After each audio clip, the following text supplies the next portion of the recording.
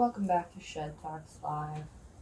With the recent election results, I felt compelled to make this video about Shagisabadword's story and put it here in a complete unit so more people could become aware of the very real things that happen to people all over the world every single day. As well as share this clip that got me into this rabbit hole, which I feel like is viscerally important with all of the current political climate. So I will pause and let you guys listen to this. Yes, and this is actually a huge reason why I believe sex education is very, very valid, and why I'm so scared of huge conservatives taking away sexual education, because that is genuinely how I learned that my parents were abusing me, because they never taught me that stuff at home. And a lot of conservatives are like, well, you're gonna learn that stuff at home, and it's like, not if your parents are literally the ones molesting you. Hello. So yes, as soon as So I found that to be a very loud statement, and a very true one.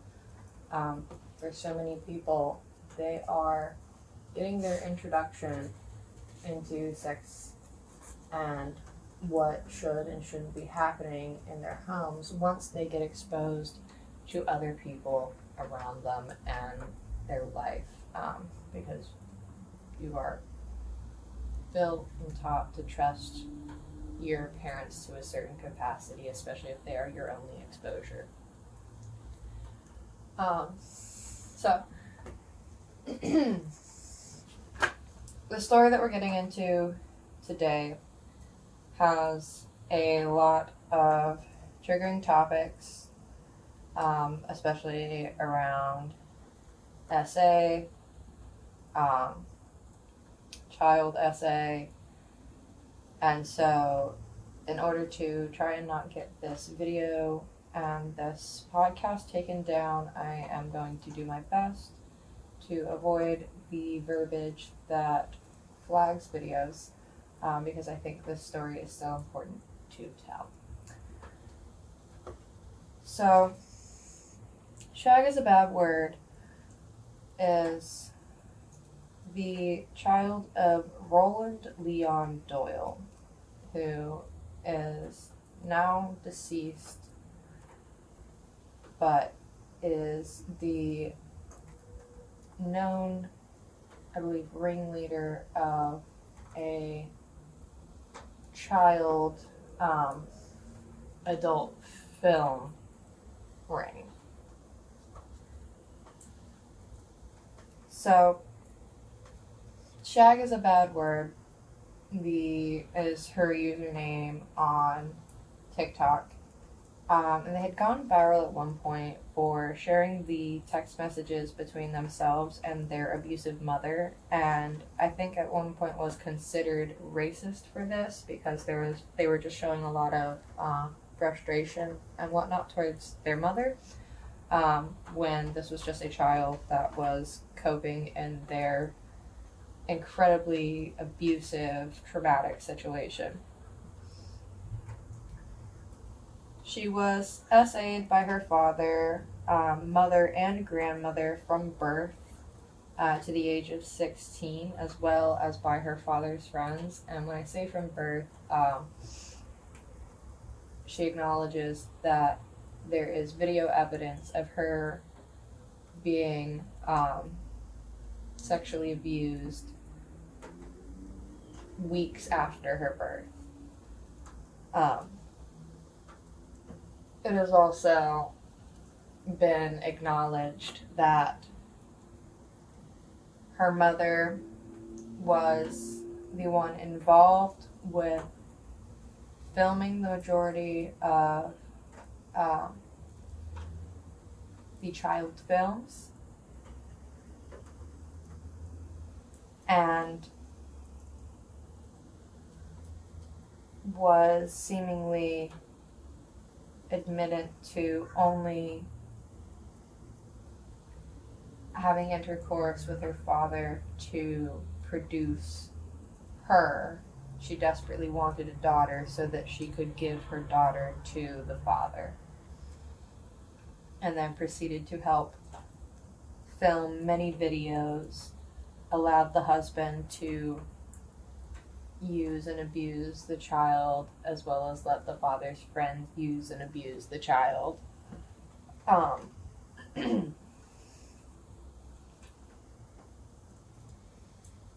Things started, to her best knowledge, with her grandmother.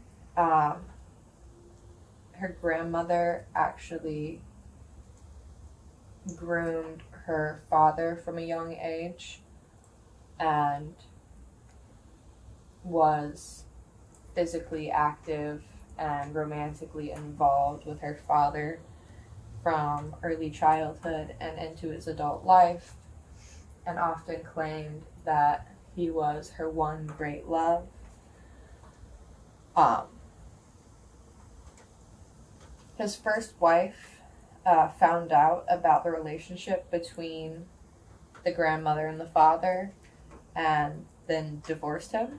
But since the father's family was all supportive of the relationship between the grandmother and the father, her son, um, they all just coined that first divorce as his first ex-wife was an alcoholic and just, needed to be gone. So, by the time he had his second wife, who convinced another woman to marry him, he found someone willing to have a child with him within the first year of marriage. They also, I believe, got married within the first year of knowing each other. And it was claimed to be the first and only time that he ever had sex with the second wife, only to conceive their daughter. After the child was born, he then proceeded to lock his wife and newborn in a trailer and essay the child while the mother filmed these things. All the while still maintaining a physical and romantic relationship with his own mother. So he doesn't want to sleep with his wife, he only wants to sleep with his mother and his child.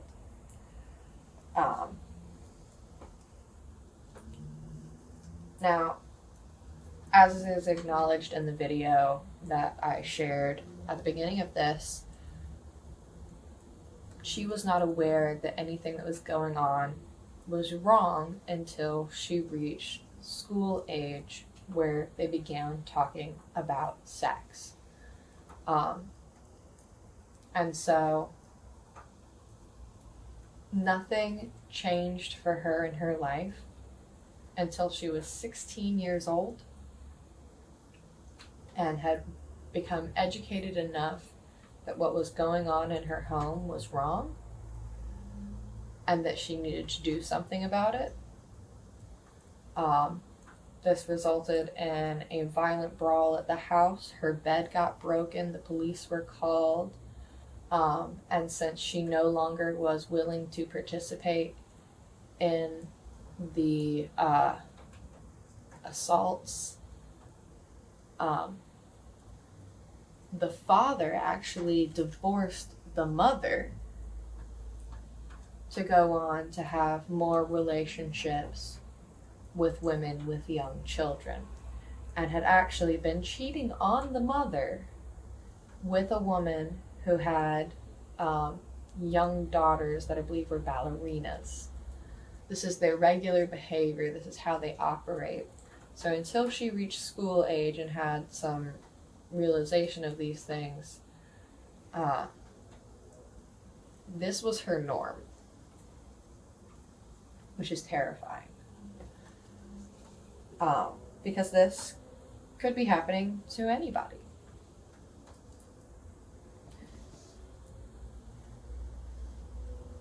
He also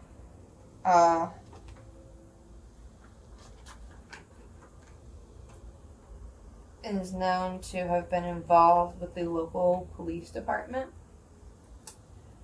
And so anytime that he went and touched anybody else, or that anybody tried to come forward and report what was going on, every situation got snubbed within the police department.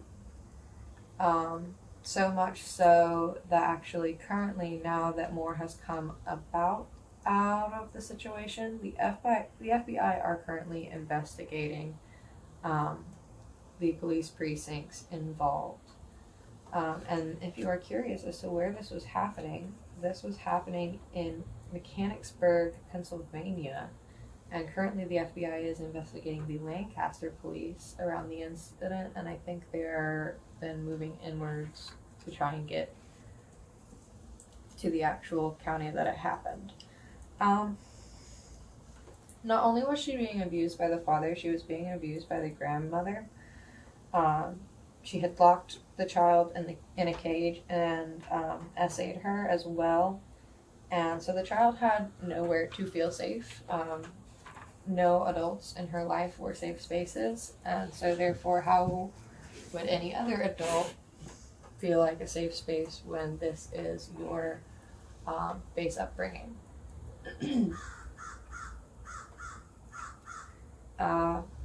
One of the largest purchasers of the films made was arrested in recent years.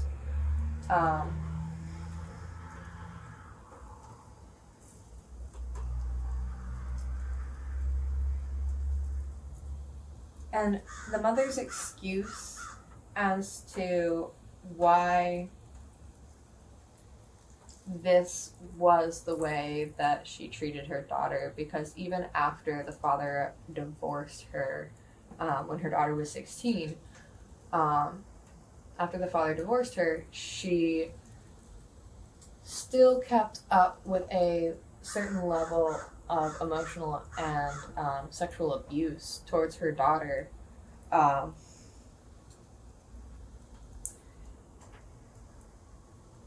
And when this was acknowledged to the mom, she merely excused it away as this was how she was treated and how she was raised. This is how her mother, this is how her brother, this is how her siblings, this is how everybody treated her.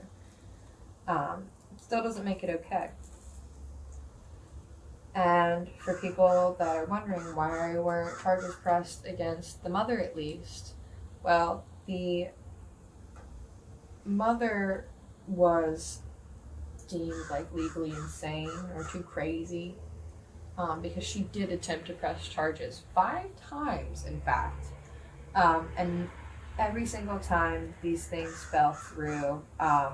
She also, attempted to try against the father, but the father was deemed too disabled, and the grandmother was deemed too crazy and too disabled.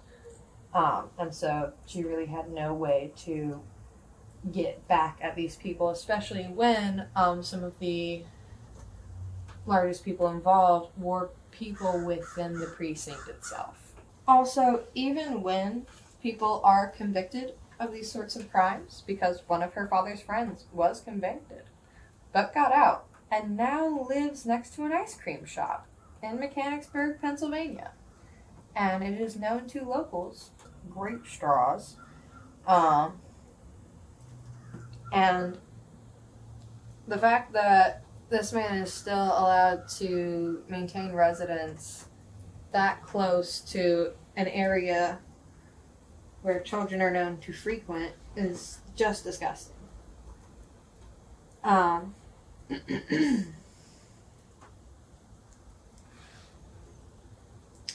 Since all of this has come out,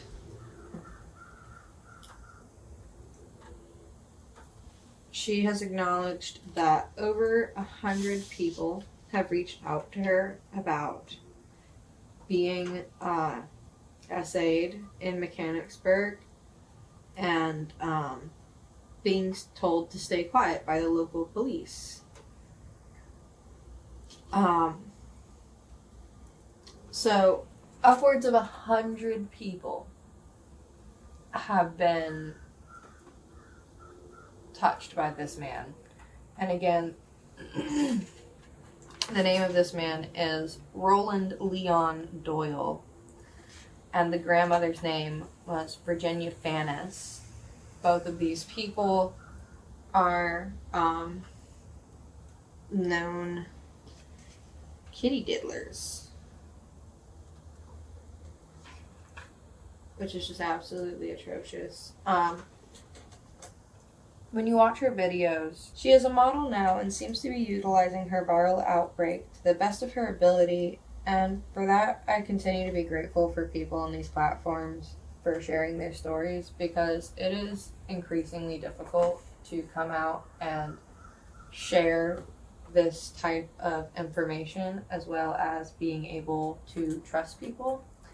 And so before we go, I also wanted to share her video that I thought was just kind of powerful about how she feels about trust and, when people are showing you their true colors.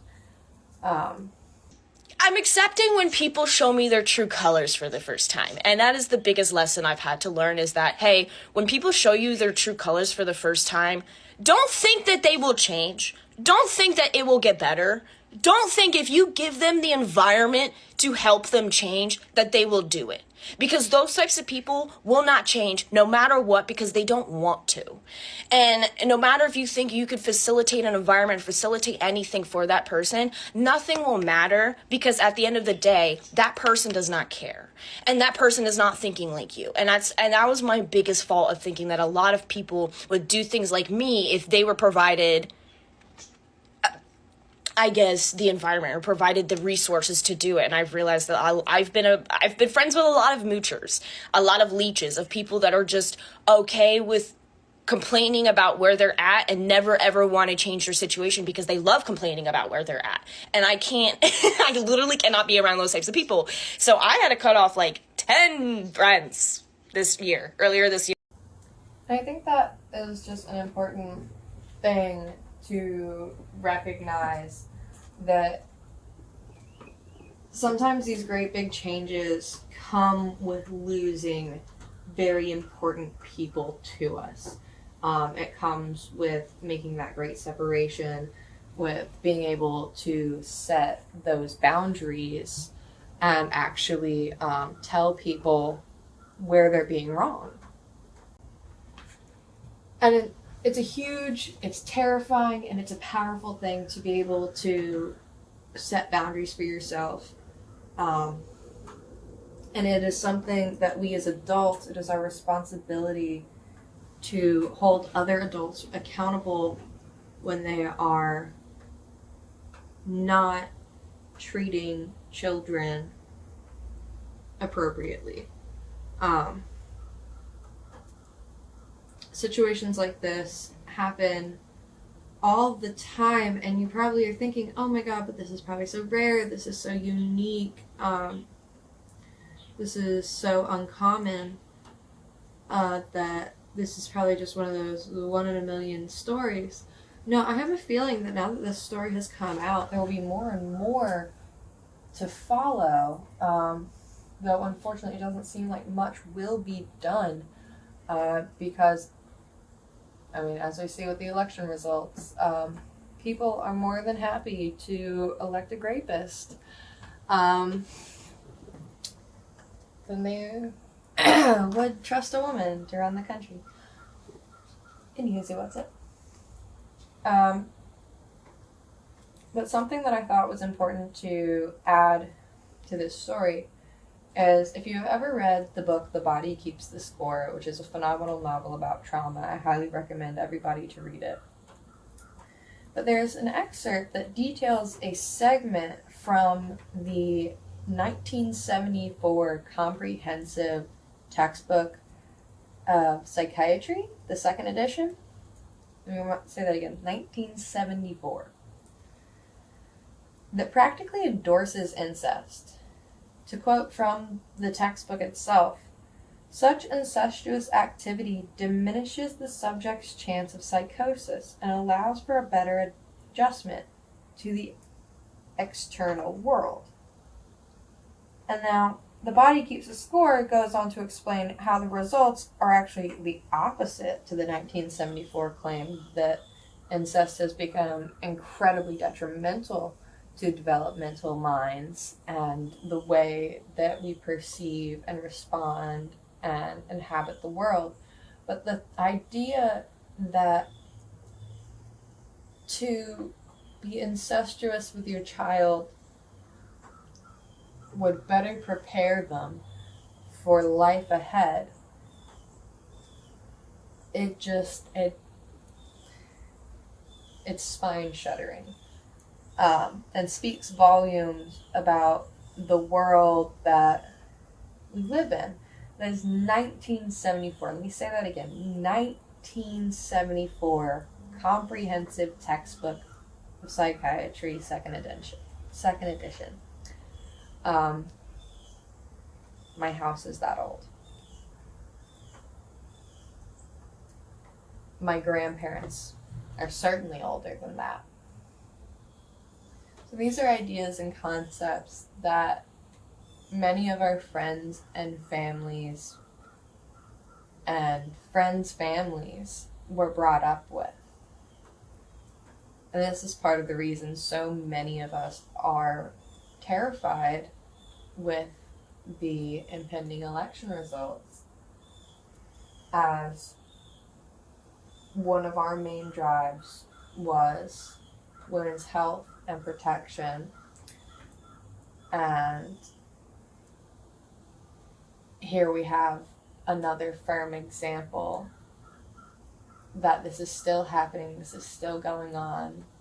This is not an old woman coming forward with a story like this. Is, you know, she is a young woman. She's a model now. Go check her out. Go support her journey. She's phenomenal. And it's just important for women to continue to have this conversation, and men as well. Everybody that is involved in physical assault of the sexual nature needs to acknowledge these things as they happen to them. Not because it is going to get the response we want. It's not like we're going to get justice, as we have seen. But it is important to have that camaraderie and that mutual space to share our stories, to commiserate, and to not suffer silently, and not to feel blame and responsibility for landing in these situations. I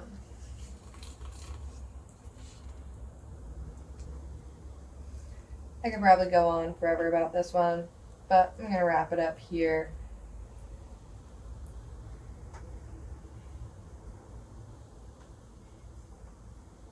Actually, no. I lied. I'm not going to wrap it up here. We're going to go into one more thing. Or a couple more things. No. I got a word. I got a wind. Something that I think is important to note about this situation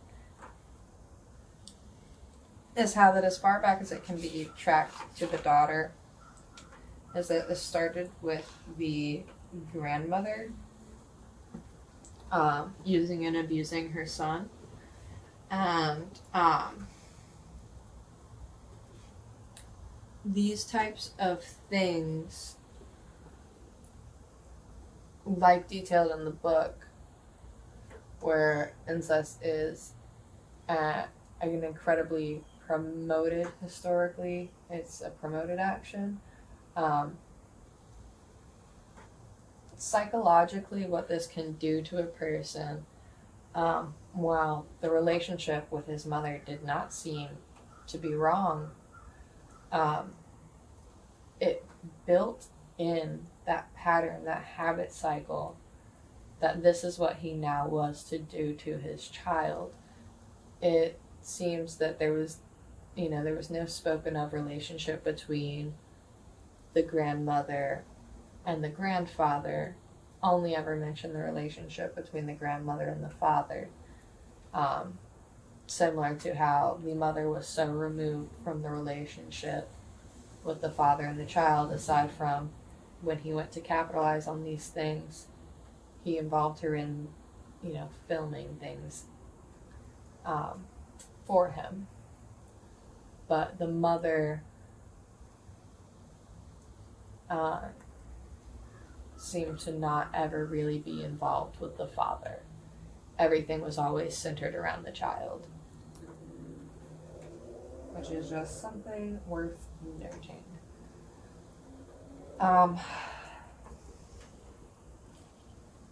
This story has really got my attention on 100%, as I am researching the Resilient Jenkins, which will be one of the next TikTok true crimes that I delve into, and I will reference this story probably a good bit as we go into that, because from a psychological standpoint, there may be some grooming going on there as well.